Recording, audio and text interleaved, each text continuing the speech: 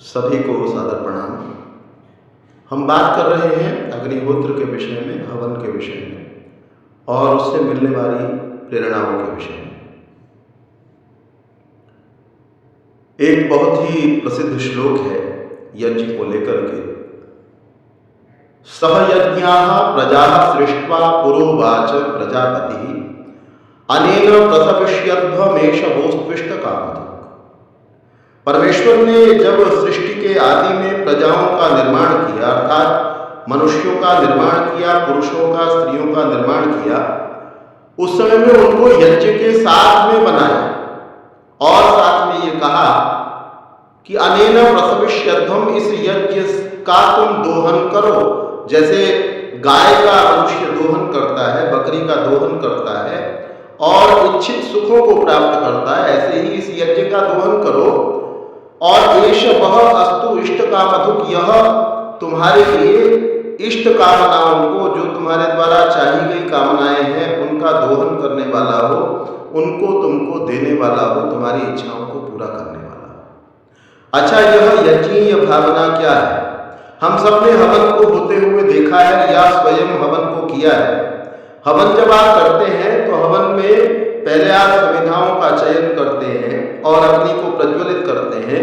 अग्नि को प्रज्वलित करने के बाद में उसमें घी की आहुति डालते हैं और उसके बाद वहां पर सामग्री की आहुति डालते हैं।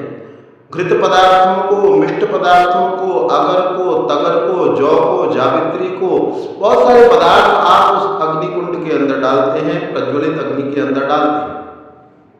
और वह प्रज्वलित अग्नि उन सारे पदार्थों को अपने पास नहीं रखता, वह उन पदार्थों को सूक्ष्म करके, उनके स्वरूप में परिवर्तन करके उससे वायुमंडल का शोधन करता है।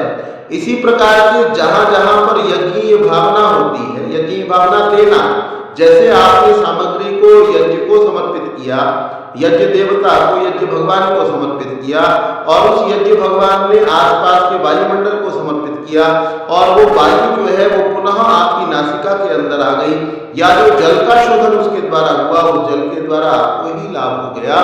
तो ऐसा ही मुझे और आपको करना है। और केवल यज्ञ वहां पर ही नहीं चल रहा, आपके शरीर में यज्ञ चलता है और आपके शरीर में होता हुआ यज्ञ हवन जब रुक जाता है तो आपका शरीर रुग्ण हो जाता है।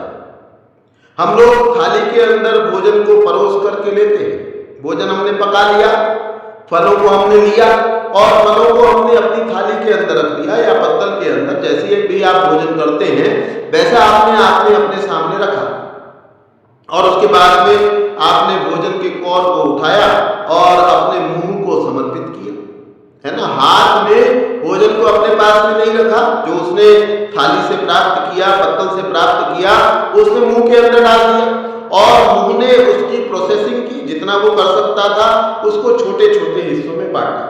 थोड़ी देर तक दाढ़ें जो हैं वो उस भोजन को चबाती रही और चबा करके उन्होंने भोजन को कहाँ डाल दिया? पेट के अंदर डाल दिया, आहुति दे दी, है ना। हाथों ने ये आहुति कहाँ डाली थी? मुंह के अंदर। मुंह ने उसके अंदर थोड़ा परिवर्तन करके, अपना परिश्रम उसके अंदर लगा करके और फिर उसको पेट के अंदर डाल दिया। पेट ने भी वो सामान अपने पास में नहीं रखा और उसकी प्रोसेसिंग की, उसका रस बनाया, उसके बाद में रक्त बनाया और वो सारी मज्जाओं को, सारे सबके पास उसने पहुंचा दिया। पेट ने भी उसका कुछ स्वरूप में परिवर्तन किया और उसके बाद आगे दे दिया और उसका कुछ मल बना दिया, कुछ बना दिया और रस बना, रक्त बना और सब हिस्सों में पहुंच गया।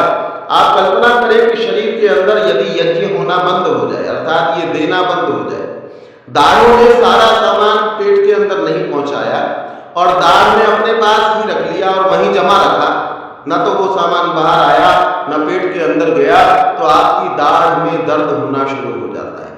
कैसे दाढ़ में दर्द होना आरंभ हुआ? यज्ञीय भावना के समाप्त होने से, दान करने की, दे देने की इच्छा के समाप्त होने से।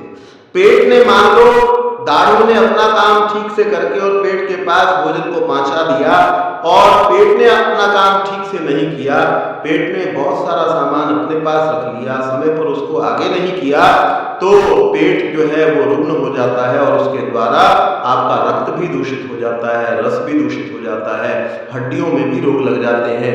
तो यज्ञीय भावना जैसे ही जाती है वैसे ही शरीर रोगी हो जाता है, और जब तक शरीर के अंदर यज्ञीय भावना है तब तक हमारा शरीर जो है वो बिल्कुल फिट, बिल्कुल चुस्त दुरुस्त, सब प्रकार के कार्यों को करने में सफल होता है। ऐसा ही यज्ञ जो है वो सृष्टि के अंदर चलता है। सृष्टि के जो पदार्थ हैं, सृष्टि के अंदर वृक्ष आपको दिखाई देते हैं। स्वयं न खादन्ति फलानि वृक्षाः, कि वृक्ष जो है अपने फलों को खुद नहीं खाते, और पिबन्ति नद्यः स्वयमेव नाम्भः, और ये जो नदियां हैं वो अपने पानी को खुद नहीं पीती। संसार के अंदर सूर्य जो है वो अपने प्रकाश से सारे संसार को आलोकित करता है। चंद्रमा अपनी शीतलता से सारी औषधियों के अंदर रस को डालता है। तो सारी सृष्टि के अंदर यज्ञ चल रहा है। ये यज्ञीय भावना जो है ये सृष्टि को चलायमान रखती है, सृष्टि को गतिशील रखती है, और सृष्टि को अच्छा बना करके रखती है, स्वस्थ बना करके रखती है। ऐसे ही जब तक मनुष्यों के अंदर ये यज्ञीय भावना है, एक देवताओं के विषय में और असुरों के विषय में, राक्षसों के विषय में कथा प्रचलित है कि देवताओं को एक कमरे के अंदर बंद कर दिया गया और राक्षसों को एक कमरे में बंद कर दिया गया, और वहां पर बहुत सारे लड्डू आदि अच्छे अच्छे मीठे पदार्थ, और जैसा जैसा उनको पसंद था, कुछ नमकीन पदार्थ, कुछ मीठे पदार्थ रख दिए गए। लेकिन दोनों जगह एक काम किया गया, ये जो हमारी भुजा है इसमें ये कोहनी न मुड़े इस तरीके से एक लकड़ी बांध दी गई सबकी भुजाओं में, सारे देवों की भुजाओं में, सारे राक्षसों की भुजाओं में, और देवों को एक कमरे में बंद कर दिया और राक्षसों को दूसरे कमरे में बंद कर दिया, और कहा कि आप लोग ये भोजन पड़ा हुआ है, भोजन आप स्वीकार करेंगे, लेकिन ये जो कोहनी है इसको मोड़ेंगे नहीं, ये आपकी लकड़ी जो है ये बंधी रहनी चाहिए, और इसको आप टूटने नहीं देंगे, किसी तरीके से कोहनी को नहीं मोड़ेंगे। अब राक्षसों ने क्या किया, लड्डू को ऐसे उठाया और आसमान में ऐसे उछाला, और उछाल करके लड्डू के नीचे आए, जिससे मुंह के अंदर लड्डू आ जाए या और खाद्य पदार्थ आ जाए। कभी वो लड्डू आंख के अंदर आकर के गिरे, कभी नाक के पास जाकर के गिरे, कभी सिर में जाकर के पड़े, एक दूसरे से टकराए, और कोई भी ठीक से उसको खा नहीं पाया। देवताओं ने क्या किया, वो आमने सामने बैठ गए, और सामने वाले ने ये सामने बैठे हुए को लड्डू बुलाया, उसने इसको खिलाया। तो ये क्या है, ये यज्ञीय भावना है, एक दूसरे के चिंतन करने की भावना है, दूसरे को दे देने की भावना है। यदि यह सोच समाज के अंदर रहेगी कि मुझे सामने वाले का हित सिद्ध करना है, तो देवताओं के समान मनुष्यों का भी हित होगा। तो हमने यज्ञ से, हवन से ये प्रेरणा प्राप्त करनी है। यज्ञीय भावना यही है कि यज्ञ के अंदर आप आहुतियाँ देते हैं, और वो आहुतियाँ लौट करके आपके पास वायु के द्वारा, जल के द्वारा, मिट्टी के द्वारा, बारिश के द्वारा आती हैं। वैसे ही हम सभी को दूसरों के विषय में विचार करना है। जितना जितना हम दूसरों का चिंतन करेंगे उतना उतना हमारा अपना लाभ होता रहेगा। तो ये प्रेरणा हमको यज्ञ से अवश्य प्राप्त करनी चाहिए। आप सभी बहुत ही ध्यानपूर्वक सुन रहे हैं। आप सभी का बहुत बहुत धन्यवाद।